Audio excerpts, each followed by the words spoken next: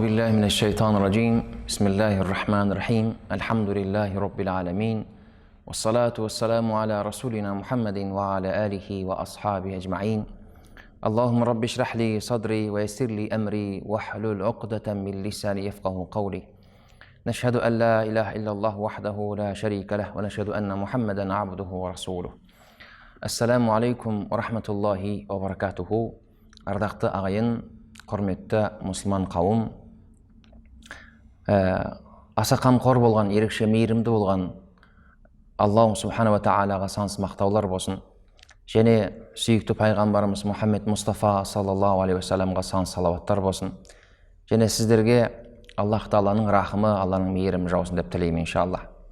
Аллах Тағаланың қалауымен иншалла бүгін жаңа дәріске бастамақпыз. Дәрісімізге арқау болатын кітап бұл Риядус Салихин деп аталады. Бүкіл әлемге танымал бұл кітап, яғни ізгілер бақшасы деген мағынасы бар. Бұл кітаптың авторы Имам Науауи деген атпен танымал, атақты жалпы хадистанушы, әсіресе хадис саласында өте білікті, өте атақты ғалым болған. Тек қана әрине хадис саласында емес, фиқх саласында, көптеген ғылым салаларында терең меңгерген атақты ғұлама ғалым. Бұл кісінің толық аты Әл-Имам Абу Закария Яхья ибн Шараф ан-Науауи ад-Димашқи.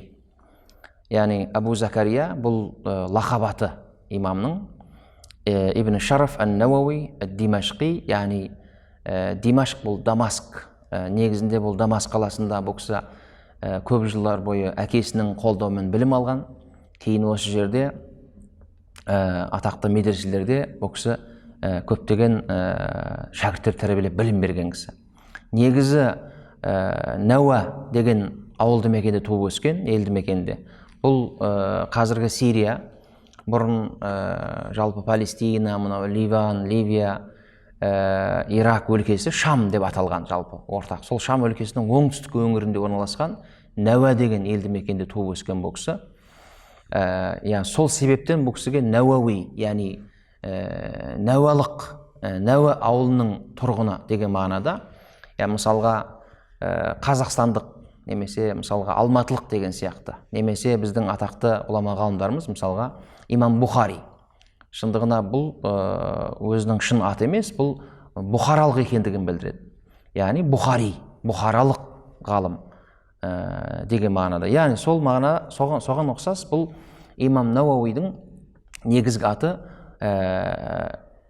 Яхья ибн Шараф ан-Науауи. Бұл өзінің бұны исм мәнсуб дейді араб тілінде. Яғни сол қай жерде туып өскен болса, сол ауылға қатыстырып не істеген айтылған. Жалпы Имам Науауи хижреттің 631 жылы дүниеге келген.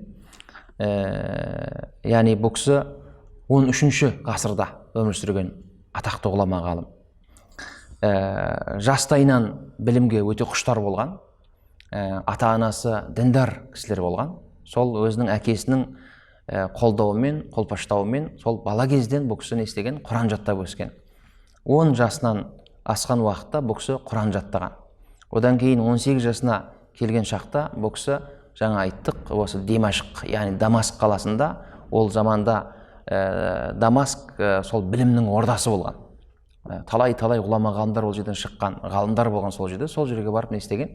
Бұл кісі білімін жетілдірген.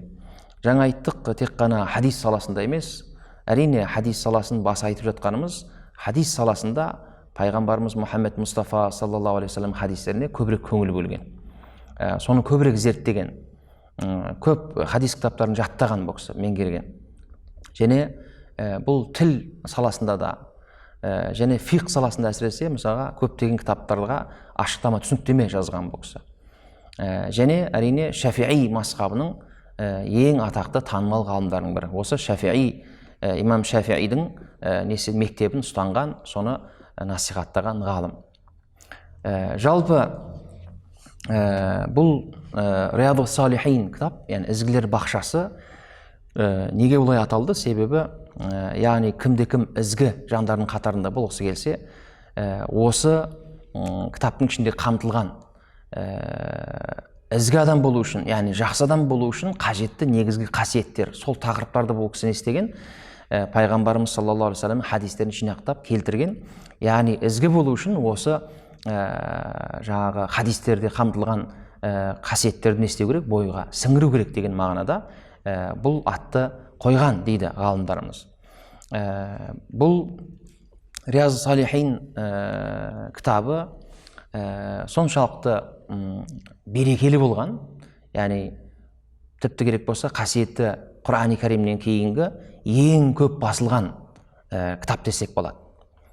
Жалпы енді біздің елімізде де айта кеткен жөн, бұл жалпы бүкіл әлемде негізінде әрбір үйде тіпті деуімізге болады, бұл кітапты табуға болады. Яғни мысалға сөреге Құранды қоямыз біз, сол Құранның жанында осы Риязу Салихин кітапты көруге болады. Біздің елде де осы имам Науидің Риязу Салихин кітабын не істеді, хадистер жинағы деген атаумен не істеді. Әрине бұл жерден барлығы қамтылмаған, қысқартылған нұсқасы бұл, қазақшаға аударылды бұл. Өте керемет кітап. Жалпы неге бұны айтып жатырмын?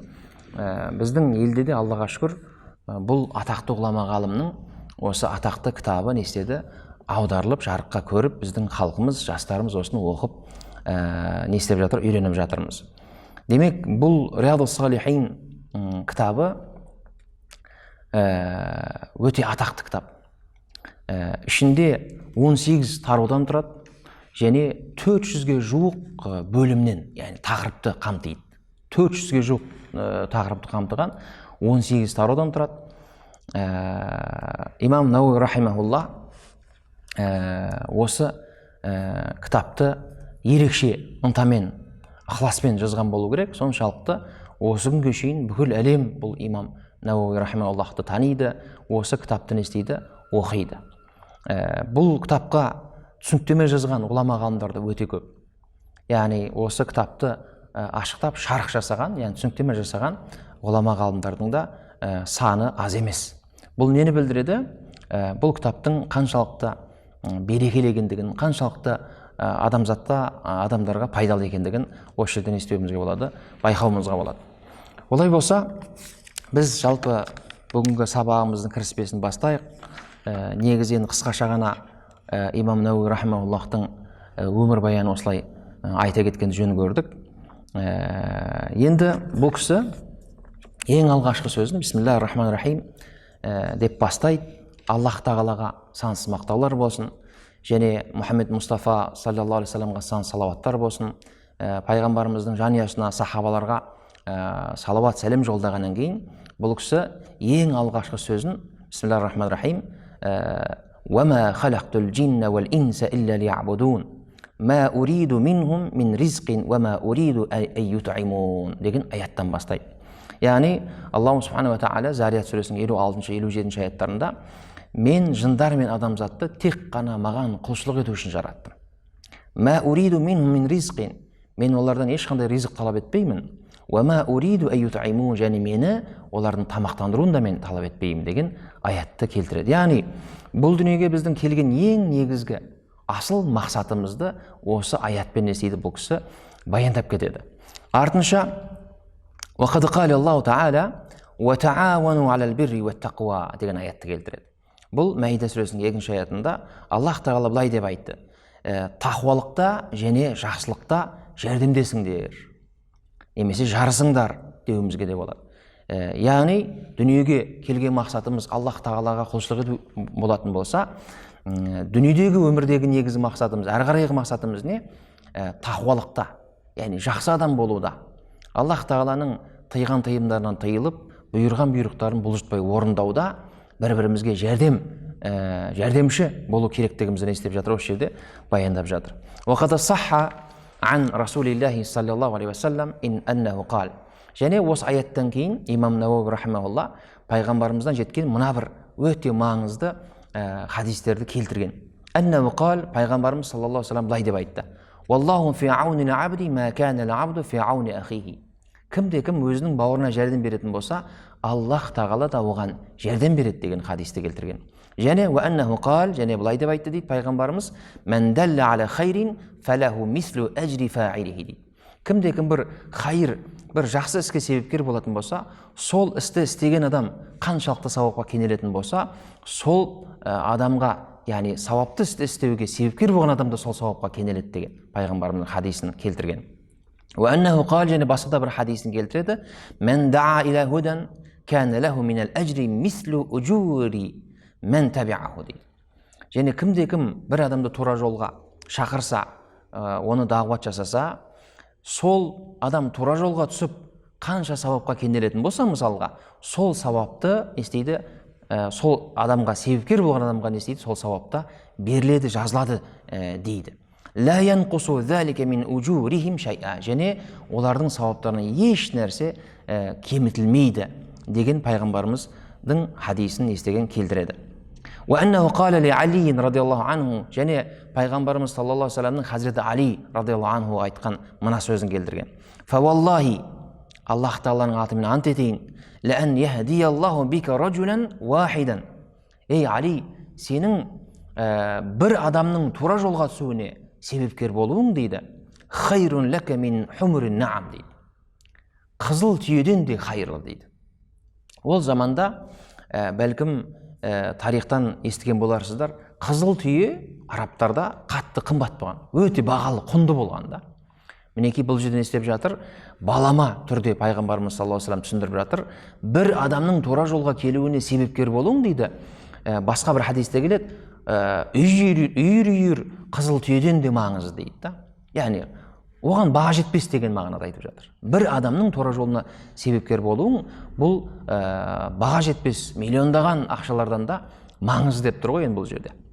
Мінекей, осы хадистерді келтіргеннен кейін имам Науауи рахимахуллах не істейді, былай деп айтады: "Фарайту ан ажмаа мухтасран мин ал-ахадиси ас-сахиха муштамилан ала ма якуну тариқан ли сахибихи иля ал-ахира ва мухассилан ли адабихи ал-батина ва al-zahira جامعا للترغيب والترهيب وسائر أنواع آداب السالكين من أحاديث الزهد ورياضات النفوس وتهذيب الأخلاق وطهارات القلوب وعلاجها".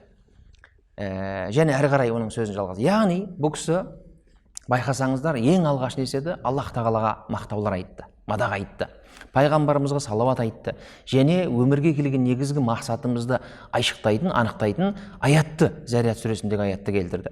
Және тақуалықта және жақсылық жасауда не істеңдер, бір-біріңе жәрдемдесіңдер деген аятты келтірді. Және Мұхаммед пайғамбарымыздың саллаллаху алейхи вассалам кім бауырына жәрдем беретін болса, Алла да оған жәрдем береді деген хадис. Кім бір жақсылыққа себепкер болатын болса, сол себепкер болғандығы үшін оған да сол сауап берілетін деген жайында.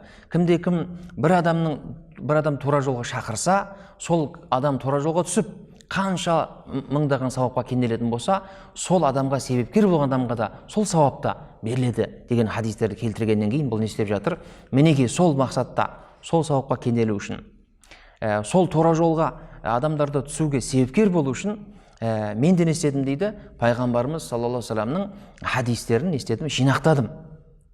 Адамдардың нәпсін тәрбиелеу жолында, жүректерін тазалау, яғни Аллах Тағаланың разылығына бөлейтін жақсы амалдарға себепкер болу үшін не істедім, мен осы жалпы кітапты жаздым деп отыр ғой бұл кісі. Яғни адам, жаңа айттық сөзіміздің басында, кітаптың атының өзі маңызды негізінде. Риядус салихин, ізгілер бақшасы. Яғни ізгілерден болу үшін, тақуа болу үшін, жақсы адам болу үшін, жақсы мұсылман болу үшін бұл кісі не істеп жатыр? Мен пайғамбарымыздың белгілі хадистерін жинақтадым. Ол хадистерді оқыған жағдайда, сол хадистермен амал жасаған жағдайда, ол хадистер не істейді? Адамдарды жаманшылықтан тыйып, жақсылыққа шақырады. Адамдардың нәпсін тәрбиелеу жолында, жақсы мұсылман болу жолында бұл хадистер оларға себепкер болады деген мақсаттан істеп отырмын дейді. Мен осы кітапты жазып отырмын деп отыр. وألتزم فيه أن لا أذكر إلا حديث صحيح من الواضحات مضافا إلى الكتب الصحيحة المشهورة وأصدر الأبواب من القرآن العزيز بآيات كريمات. Әрі қарай бұл кісі не істейді? Мен дейді, бұл кітапта пайғамбарымыздың саллаллаху алейхи вассалам көбінесе сахи хадистерін бір жерге жинақтадым дейді. Бұл сахи хадистерді де мәшһүр болған атақты мухаддис ғалымдардың кітаптарына жинақтадым дейді. Негізі бұл кісі осы мысалға Риядус Салихин кітаптың ішінде 2000-ға жуық хадис бар. 2000-ға жуық хадис бар. Жаңа айттық сөзіміздің басында. Бұл кітапта 400-ге жуық тақырып қамтылған, бөлім қамтылған, және 18 тарау жазылған осы жерде. Және жаңа айттық 2000-ға жуық хадис не істеген осы жерде кітапта келтірілген. Бұл кітаптарды күтүбі ситта деп біз айтамыз. Жалпы атақты 6 кітап бар. Бұл имам Бухаридің, имам Муслидің, имам Тирмизи, Ибн Маджа мысалға, сосын имам Ахмед ибн Ханбалдың Муснады, Абу Дауд, Насаи, осы мухаддис ғалымдардың кітаптарынан естеген, ішінен іріктеп, өзінің жаңағы тақырыбына сай хадистерін естеген, жинақтаған. Және тек қана сол кітаптармен шектелмеген, бұл кісі басқа да жаңағы мысалға Даримидің, имам Байхақидің, имам Ахмед ибн Ханбалдың Муснад сияқты кітаптардан естеген хадистерді жинақтап алған. Мінекей келесі сөзінде осы мәселені айтып жатыр. Және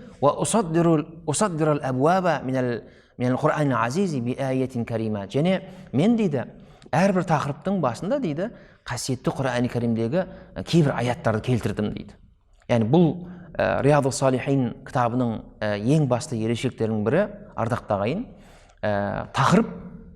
тақырыпқа байланысты бірнеше аят, және әрине мына кітапқа сай, мысалға әрбір тақырыпқа, кейбір тақырыптарда 10 шақты мысалы хадис келтіру мүмкін, кейбір тақырыптарда 5, 3, 4 немесе хадис не істеген келтірген.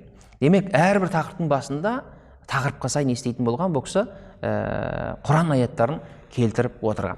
Және сөздің соңында وَأَرْجُوا إِنْ تَمَّ هَذَا الْكِتَابُ أَنْ يَكُونَ سَائِقًا لِلْمُعْتَنِ بِهِ إِلَى الْخَيْرَاتِ حَاجِزًا لَهُ عَنْ أَنْوَاعِ الْقَبَائِحِ وَالْمُهْلِكَاتِ وَأَنَا سَائِلٌ أَخًا انتفع بشيء منه أن يدعو لي ولوالدي ومشائخي وسائر أحبابنا والمسلمين أجمعين дейді. Яғни мен сұраймын дейді. Яғни өтінемін деуімізге де болады. Егер осы кітап бітіп, және бұл кітап сол жаңағы айтқан, жоғарыда айтқан жақсылықтарға, тақуалық жолында кімде-кімге бір себепкер болса, кімде-кімді жаманшылықтан тыйып жатырса, жақсылыққа жетелеп жатса, соған себепкер болып жатса, ол адамдардың, ол мұсылман бауырларымның маған, менің әке-шешеме, менің ұстаздарыма және бүкіл әлемдегі мұсылмандарға дуа жасауын өтінемін, сұраймын дейді. және وعلى الله الكريم اعتمادي وإليه تفويضي واستنادي وحسبي الله ونعم الوكيل ولا حول ولا قوة إلا بالله العزيز الحكيم дейді. Және мен жалпы бүкіл ісімді, сөзімнің барлығын Аллах Тағала тапсырамын. Яғни Аллаға сыйынамын. Менің сүйенерім де, бағынарым да, сыйынарым да жалғыз Аллах Тағала. Мен оған ғана тәуекел еттім. Одан құдіретті, күшті жер бетінде ешкім жоқ. Және илля биллахи азизил хаким, ол аса үстем даналық иесі, құдіреті шексіз болған Аллах Тағала деп не істейді, өзінің сөзін аяқтайды. Аллаху субхана ва тағала бұл ұлы имамды өз мейіріміне, өзінің рахымда бөлесін. Иншалла ақыретте бізді де жәннатта осындай ғұлама ғалымдардың шапағатын біздерге де нәсіп етсін деп тілеймін иншалла. Олай болса, негізгі бүгін алғашқы дәрісімізді бастайық иншалла. Бұл кісі ең алғашқы жаңағы тақырыпқа бисмиллахир-рахманир-рахим бабул ихласи ва ихдар ниети фи жами'ил а'мали вал aqwali al-bariza wal khafiyya дейді. Жалпы әрбір, ол жасырын болсын, мейлі жаңағы көзге көрінетін болсын, әрбір істе, әрбір сөзде ниет және ықылас деген тақырыпта алғашқы дәрісімізді иншалла бастаймыз. Жаңа айттық, бұл кітаптың негізгі ерекшелігі осы тақырыпқа байланысты әуелі Құран аяттарын оқып алайық, сосын иншалла пайғамбарымыз саллаллаху алейхи ва салламның хадистеріне ораламыз. Қала Аллаху Тағала, ең алғашқы Аллаху субхана ва тағала мына аятын келтірген. Аллах Тағала былай деді: Бисмиллахир-рахманир-рахим. وَمَا أُمِرُوا إِلَّا لِيَعْبُدُوا اللَّهَ مُخْلِصِينَ لَهُ الدِّينَ حُنَفَاءَ وَيُقِيمُوا الصَّلَاةَ وَيُؤْتُوا الزَّكَاةَ وَذَلِكَ دِينُ الْقَيِّمَةِ. Бұл Бәйна сүресінің 5-ші аяты. Біз оларға Аллах Тағалаға ешбір риясыз, шын ықыласпен құлшылық етуді оларға бұйырып едік. Яғни олар Аллах тағалаға құлшылық еткен кезде, құлшылық жасаған кезде ешбір риясыз, шын ықыласпен, шын ниетпен құлшылық ету оларға бұйырылған еді. Және намаз оқу, зекет беру оларға әмір етілген еді. Мінекей, уәзәлике динул қаййим, нағыз, пәк, мінсіз болған дін осы деген аятты келтірген. Келесі аятта уақала тағала лән янәлі Аллаху лухумуха вәлә димауха вәләкин янәлуху тақуа минкум. Бұл аят әрине құрбан малына қатысты, бірақ әрине негізгі тақырыбымызды қамтитын болғандықтан осы аятты келтірген. Бисмиллахир-рахманир-рахим. Лән янәлі Аллаху лухумуха. Араб тілінде лән деген сөз еш уақытта, бір нәрсенің еш уақытта болмайтындығын білдіреді. Яғни тақырыбымызға сай лән янәлі Аллаху лухумуха вәлә димауха. Ол сендердің шалған құрбандықтарының еті де, оның қаны да еш уақытта Аллах тағалаға жетпейді. Вәләкин янәлуху тақуа минкум. Бірақ сендердің жүректеріңдегі тақуалықтарың, ықылас ниеттерің жетеді дейді. Бұл не деген сөз? Яғни Аллах тағала біздің шалған құрбандықтарымыздың етін немесе оның қанын бағаламайды. Біз ол құрбандықты не үшін шалып жатырмыз? Кім үшін шалып жатырмыз? Мінекей, маңызды осы жер. Яғни біздің Аллах тағала біздің жүректегі ықыласымызға, ниетімізге не үшін біз ол малды шалып жатырмыз? Атақ үшін ба? Жоқ әлде басқаға көрсету үшін, мақтану үшін ба? Жоқ әлде жалғыз Алланың разылығы үшін ба? Демек, құрбандық мал не істеу керек? Жалғыз Алланың разылығы үшін шалыну керек. Естеріңізде болса, құрбан айт кездерінде бұл көп айтып жүрміз. Жалпы мысалға ниеттің соншалықты маңыздылығы, мысалға ірі қара малдарды, түйе және сиырларды құрбандыққа шалған кезде 7 адам бірігіп шала алады шындығында. Бірақ 7-еуінің де ниеті не істеу керек? Бір болу керек. Егер де сол 7-еуінің біреуінің ниеті, негізгі мақсаты мысалға соғым сою болатын болса, онда қалған 6-ауының барлығының құрбандығы қабыл болмайды. Бұл соншалықты өте маңызды. Яғни кез келген құлшылықта, ол намаз болсын, ол құрбандық болсын, ол қажылық болсын, зекет болсын, садақа болсын, кез келген мәселеде. Әрине бұл құлшылық ең маңызды мәселе. Басқа да адамдармен қарым-қатынаста, отбасы тәрбиесінде, яғни кез келген мәселеде бұл ықылас ниеттің маңыздылығы ерекше ағайын. Біреуге жақсылық істесең де, егер де Алла үшін істейтін болсаңыз, сауабыңызды аласыз. Шын ықыласпен, пейілмен біреуге жәрдем беретін болсаңыз, Алла да разы болады, қарсыдағы тұрған адам да разы болады. Яғни бұл адамның ішкі жан дүниесіне, жүрегіне байланысты мәселе. Демек, Аллах тағалаға біздің ықыласымыз қажет екен, ардақты ағайын. Келесі бір аятта уақала тағала, Аллах тағала былай деді: "Құл ин тухфу ма фи судурикум ау тубдуху я'ламухуллах."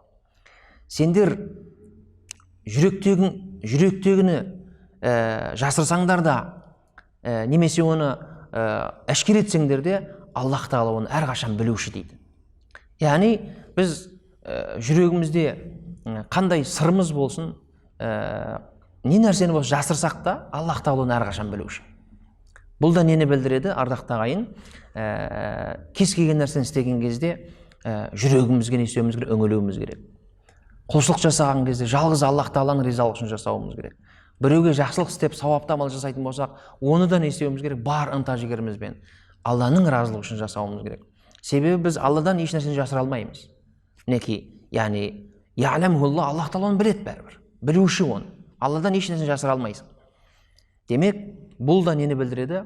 Ықылас, ниеттің қаншалықты маңызды екендігін білдіреді. Және осы аяттардан байқасақ, мысалы ғұлама ғалымдарымыз осы сияқты аяттарға және осыған ұқсас пайғамбарымыздың хадистеріне сүйене отырып, ниеттің жалпы мекені бұл жүрек екендігін айтады.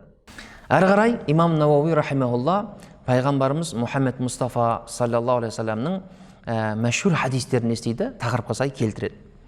وعن أمير المؤمنين أبي حفص عمر ибн الخطاب رضي الله عنه. Омар ибн Хаттаб, баршаңызға мәлім, 4 халифаның бірі. Ан Амир il-Mu'minin, мінекей мына хадисте де осы келтірген ғұлама ғалымдар, мүминдердің әміршісі, яғни халифасы Әби Хафс. Бұл Әби Хафс бұл кісінің лақабаты. Омар өзінің аты Ибн Хаттаб бұл Омар радиаллаху анху. Алла бұл ғалымдардан, бұл сахабалардан разы болсын. Мінекей осы Омар ибн Хаттабтан жеткен мына бір хадисті келтіреді. Қала сами'ату Расулаллахи саллаллаху алейхи вассалам яқул. Хазірет Омар айтып жатыр, мен пайғамбарымыз саллаллаху алейхи вассаламның былай деп айтқандығын естідім дейді. Иннамал а'малу бинният ва иннама ликулли имри'ин ма нава. فمن كانت هجرته إلى الله ورسوله فهجرته إلى الله ورسوله ومن كانت هجرته إلى لدنيا يصيبها أو امرأة ينكحها فهجرته إلى ما هاجر إليه. Расында амалдар ниетке байланысты. Және кім не нәрсеге ниет еткен болса, сол ниетіне қарай беріледі дейді. Яғни не нәрсені ниет еткен болсаңыз, жүрегіңізде, сол ниетіңізге қарай Аллах Тағала оның сауабын береді деген сөз. فَمَنْ كَانَتْ هِجْرَتُهُ إِلَى اللَّهِ وَرَسُولِهِ فَهِجْرَتُهُ إِلَى اللَّهِ وَرَسُولِهِ. Кімде-кімнің хижреті, яғни хижрет деген сөз, қоныс аудару деген сөз. Тарихтан естеріңізде болса, пайғамбарымыз Мұхаммед Мұстафа саллаллаху алейхи вассалам және оның сахабаларына, яғни мұсылман болған қауымға, сахабаларға меккелік мүшриктер сол Меккеде өз отандарында өмір сүрулерге мүмкіндік бермейді, мұрша бермейді. Оларды қудалайды, оларды жазалайды, неше түрлі зұлымдық жасайды оларды. Сонда Меккеден Мәдинаға 622 жылы алғашқы қоныс аудару басталған. Олар көшуге мәжбүр болады Мәдина қаласында. Яғни осы жерде айтып жатыр хадисте, кімде-кімнің ниеті, яғни Меккеден Мәдинаға хижрет жасау, қоныс аударудағы негізгі ниеті, мақсаты Алла үшін және оның Расулы үшін болатын болса, оның хижреті Алла үшін және оның Расулы үшін болған болып есептеледі дейді. Ал кімде-кімнің хижреті дүние табу үшін, дүние үшін немесе әйел адаммен, бір әйел кісімен неке қию болатын болса, ол да сол ниетіне жетеді деп жатыр да. Оның хижреті фахижратуху иля ма хаджра илейхи. Яғни ол Алла үшін емес, Алланың Расулы үшін емес, хижретті біреумен некелес болу үшін немесе дүние үшін көшкен, қоныс аударған болса, ол сол ниетіне жетеді дейді пайғамбарымыз саллаллаху алейхи уассалам. Бұл хадисті муттафақун алейхи, яғни муттафақун алейхтен мақсат, имам Науауи рахимахулла өзінің сөзінің басында айтып кетеді, бұл имам Муслим мен имам Бухаридің жеткізген хадисі. Яғни имам Бухари мен Муслим екеуі де қатар бір хадис жеткізген болса, оларға муттафақун алейх дейді. Яғни бұл нені білдіреді? Бұл хадистің қаншалықты қуатты екендігін білдіреді. Бұл хадистің қаншалықты қуатты, көптеген сахабалардан жеткен хадис екендігін біздерге аңғартады. Демек, бұл хадистен аңғаратынымыз, ардақты ағайын, кім қандай ниетпен іс істейтін болса, қандай ниетпен мысалға Меккеден Мәдинаға қоныс аударған болса, сол ниеті оның қабыл етіледі деп жатыр. Ал енді мына жерде кімде-кім басқа біреумен некелесу үшін ниет еткен болса, ол да сол ниетіне жетеді дейді. Тарихта бұл айтылады, Умму Қайс деген бір әйел кісі болған. Сол кісі Меккеден Мәдинаға көшер кезде ол кісіге бір кісі, ер кісі ұсыныс жасайды үйленуге. Сонда ол кісі шарт қояды. Умму Қайс, егер сен менімен бірге Мәдинаға қоныс аударатын болсаң ғана мен сенімен некелесем дейді. Сонда әлгі кісі не істейді? Осы Умму Қайспен үйлену үшін ғана не істейді? Меккеден Мәдинаға көшеді, қоныс аударады. Яғни оның ниеті Алла үшін болмайды. Оның ниеті сол өзіне ұнаған сол әйелге үйлену үшін, сонымен некеге тұру үшін болып есептеледі. Мінекей сол үшін бұл хадисті не істейді? Осы мысалды келтіріп жатыр. Бұл өте мәшһүр атақты хадис және өте маңызды хадис, ардақты ағайын. Иннамал а'малу бинният. Әрбір амал ниетке байланысты. Жаңа айттым, ол құлшылықта болсын, ол адамдармен қарым-қатынаста болсын, қандай да бір істе болмасын, адамның жүрегіндегі пейілі, жүрегіндегі ықылас ниеті өте маңызды. Яғни Аллах Тағала сіз қандай ниетпен істесеңіз амалды, қандай ниетпен біреуге жақсылық жасайтын болсаңыз, сол ниетіңізге қарай сізге Аллах Тағала не істейді? Сауап жазады, жақсылық жазады. Келесі хадисте уан уммил муъминина умми Абдилла Аиша радиаллаху анха. Келесі хадис, Айша анамыздан жеткен хадис, сағи хадис. Айша анамыз білесіздер, пайғамбарымыз саллаллаху алейхи вассаламның ең сүйікті жарларының бірі. Бұл кісі пайғамбарымыздан кейін де ұзақ өмір сүрген және жай кісі емес, бұл кісі де атақты ғалым болған бұл кісі. Әсіресе әйелдерге қатысты мәселелерді бұл кісі былайша айтқан кезде фиқ ғылымын өте терең білген, себебі пайғамбарымыз саллаллаху алейхи вассалам жанында өмір сүрген адам, және өзінің алғырлығы, өзінің жаңағы терең жаңағы түсінігі де осыған себепкер болған. Яғни бұл кісі мүминдердің анасы, яғни бүкіл үмметі мүминдердің, пайғамбарымыз саллаллаху алейхи вассаламның үмметі болған бүкіл мүминдердің анасы болып есептеледі. Умми Абдилла, Абдулланың анасы Аиша радиаллаху анха, алла тағалам ол кісіден разы болсын. Жеткен хадисте қалат, қала Расулуллахи саллаллаху алейхи вассалам, ол кісі айтады, пайғамбарымыз былай деп айтты дейді.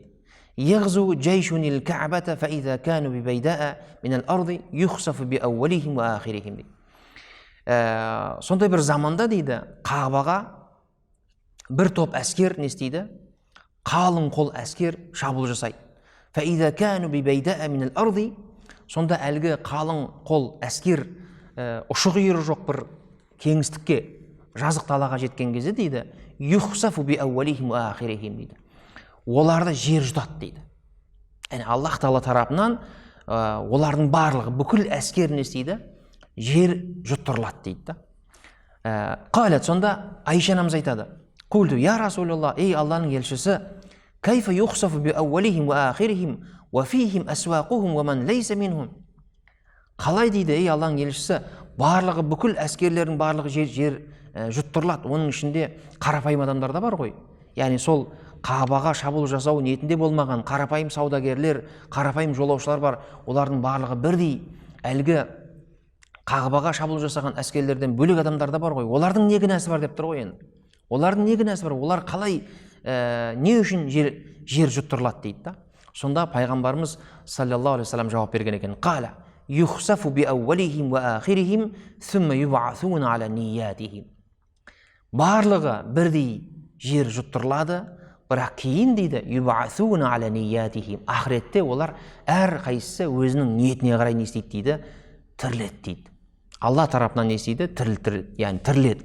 Демек, бұл жерден екі нәрсені байқаймыз. Ең біріншісі әрине бұл көптеген басқа да хадистерде келген, және Құран-ы Кәрімде бисмиллахир-рахманир-рахим, я аyyuhallazina amanu kunu wa kunu ma'as-sadiqin дейді Алла Тағала. Ей мүминдер, не сендер шыншылдармен бірге, тақуа жандармен бірге болыңдар дейді.